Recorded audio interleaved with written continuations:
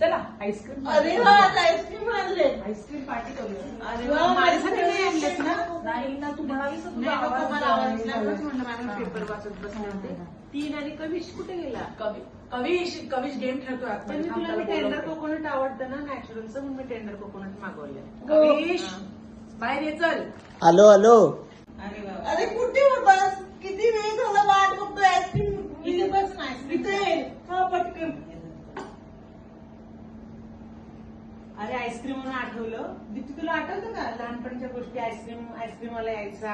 हो हो, आपण गावाला जेव्हा एकत्र जायचो तेव्हा ना, ते सुट्टीमध्ये गारे गार बोलायचे ना ते घंटी कॅन्डी वाजवत असायची, कॅन्डी वाजवत. असायची. आणि ते ना पानावर द्यायचे आणि पूर्ण असं आईस्क्रीम पूर्ण मेल्ट झालेलं असायचं आणि मग ते खाण्यात एक वेगळीच मजा असायची.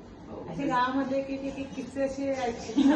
मला एक आठवतो की आम्ही जेव्हा जत्रेला जायचो ना सगळे एकत्र, तेव्हा आमचा मामा काय म्हणायचं माहितीये का, किती पण आईस्क्रीम का, अनलिमिटेड आईस्क्रीम का, 5 मिनिटं द्यायचा, 5 मिनिटात अनलिमिटेड आईस्क्रीम का, सगळे पैसे तो भरायचा. मग आम्ही एकमेकांमध्ये कॉम्पिटिशन, कोण जास्त करताय कोण जास्त खाताय, आणि मग काय धमालच यायची. आणि ते आईस्क्रीम पण कसे म्हणजे त्यात बर्फाचे असे छोटे छोटे छोटे तुकडे असायचे. कधीच कोण आलं बघ रे हळूच. आलो थांब. कोणतरी आलं बघ, बेल वाजली ना. आणि मग ते अशी एवढी मजा यायची की नाही ते खाताना. जे मेल्ट झालेलं आईस्क्रीम खालते असं नाही, ते पूर्ण असं ओघळायचं. अरे ते आठवते का, लाल गोडे गारे कलिंगडाची कलिंगड पण यायचं. कलिंगड पण यायचं. वॉटरमेलन फ्लेवर आईस्क्रीम ती काढलीच वॉटरमेलन फ्लेवर.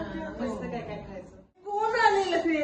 अरे काल मागवलेलं पार्सल होतं ना, ते कुरिअर वाला आला होता द्यायला. अगं तू काल ते बुक्स मागवले ना त्यांनी, ते मे बी आले असते. हो, मला तर अजून एक आठवण आठवते की आपण गावाला गेलो होतो आणि मी माझ्या गावातल्या मित्रांसोबत पळत होतो इकडे तिकडे. तेव्हा मी पडलो आणि माझा दात तुटलाय. मग डॉक्टरांनी ट्रीटमेंट केली आणि सांगितलं आज दिवसभर आईस्क्रीमच खात राहा. मी नुसतं आईस्क्रीमच खात होतो. म्हणजे मग सर्दी झाली होती मला. आपण बोललो होता माझे पण दात पडू दे, मी पण पडू दे, म्हणजे मला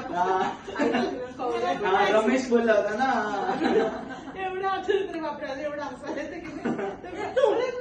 तुम्ही दोघींनी पण आठवण सांगा ना तुमची. आता हे असं झालं. अगं तुला आठवते का दीप्ती, त्यांनी एकदा वसायला आली होती. आमच्याकडे त्यांनी तुला आठवते का ती? ते बाबांनी आईस्क्रीम खाल्लेलं, माझं आईस्क्रीम खाल्लेलं, मी बोलली होती की मला तेच हवंय. अच्छा, असं झालं होतं. हो, आणि ती इतकी रडायला लागली, तुला लहान होती त्यावेळी. आणि तेव्हा झाले होते रात्रीचे 11:30-12. आता कुठलं दुकान पण उघडं नव्हतं. मग हिचं चालू झालं, मला बाबांच्या पोटातलं आईस्क्रीम काढून द्या, मला तेच खायचंय. मग तिथे आईस्क्रीमची धमाल. आईस्क्रीम वरून आपल्याला किती गोष्टी आठवल्या गं.